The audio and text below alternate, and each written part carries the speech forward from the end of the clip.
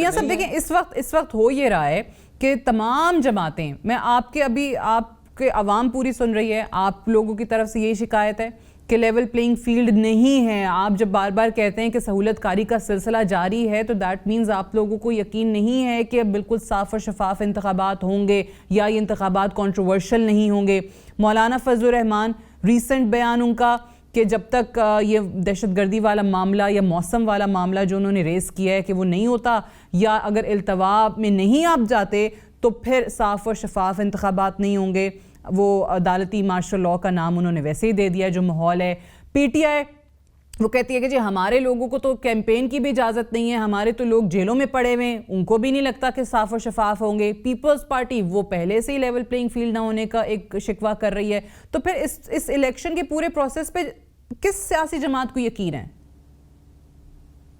नहीं सादिया, जो 3-4 नाम आपने गिनवाए, उनमें से जो आखिरी नाम गिनवाया जो लेवल प्लेइंग फील्ड की बात नहीं करते थे, जब निगरान वज़ीर दाखिला उनकी जमात में शामिल हो गया या कुछ और लोग शामिल कर दिए गए या हो गए, तो उसके बाद उनकी तरफ से आपको लेवल प्लेइंग फील्ड की बात सुनना ख़त्म हो गई। अब दूसरी बात आ जाए, जो कहते हैं कि हमें तो इलेक्शन या कार्य मीटिंग नहीं करने दी जा रही और हम कैसे इलेक्शन में जाएं। उनकी सारी कैंपेन तो कुछ अदारों में बैठे लोग रोज़ाना की बुनियाद पे कर रहे हैं, उनको मासूम शो कर रहे हैं और किसी दूसरे के खाते सारा कुछ डाल रहे हैं।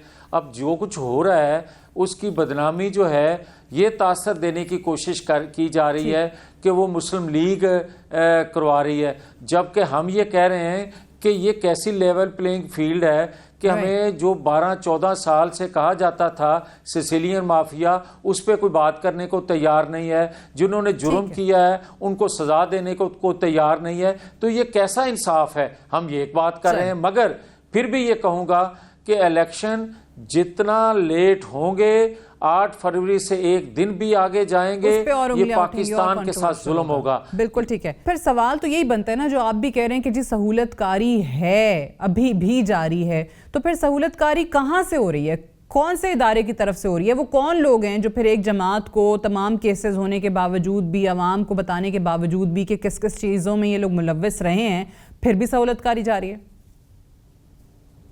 सादिया, सहूलतकारी तो मौजूद है। और जब हम कहते थे तो आपको याद होगा कि लोग कहते थे आप हुकूमत का हिस्सा भी हैं और कहते हैं सहूलतकारी हो रही है। मैं मुसलसल कहता आया, फिर एक अदारे ने 9-10 मई को देख भी लिया और उन्होंने 18 लोगों का एहतसाब भी कर लिया, वो मुलव्वस पाए भी गए।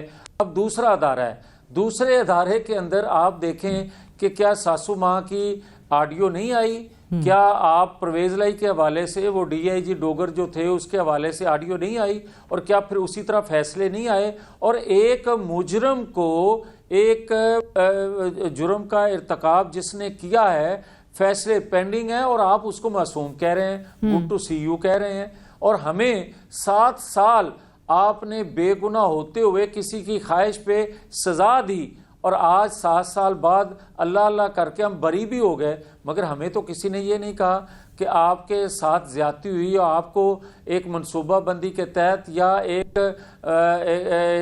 जो एजेंडा था उसके तहत आपको सजा देना मकसूद था, मगर आप बरी हो गए हैं, आप बेगुनाह थे। हम माफ़ी चाहते हैं कि आपके साथ ज्यादती हुई, हमें तो किसी ने मासूम भी नहीं कहा। तो फिर ये कैसा इंसाफ है? फिर किस तरह ये मुल्क आगे चलेगा कि आप ये बताने के लिए भी तैयार ना हो कि इनके साथ जुल्म हुआ है और जुल्म करने वाले को मासूम आप साबित करने की या उसको जाहिर करें कि ये मासूम लोग हैं। तो फिर आप लोगों से क्या तवक्को रखते हैं? फिर कैसा लेवल प्लेइंग फील्ड है? फिर कैसा आप समझते हैं कि आप लोगों को एक आज़ादाना इंतखाब की तरफ लेकर जा रहे हैं? आज़ादाना इंतखाब ये नहीं है कि जो मेरी ख्वाहिश है उसके मुताबिक हो तो आज़ादाना है, और मेरे खिलाफ कोई चीज़ जा रही हो और दूसरे के हक में इंसाफ के तहत जा रही हो तो उसको कहें ये लेवल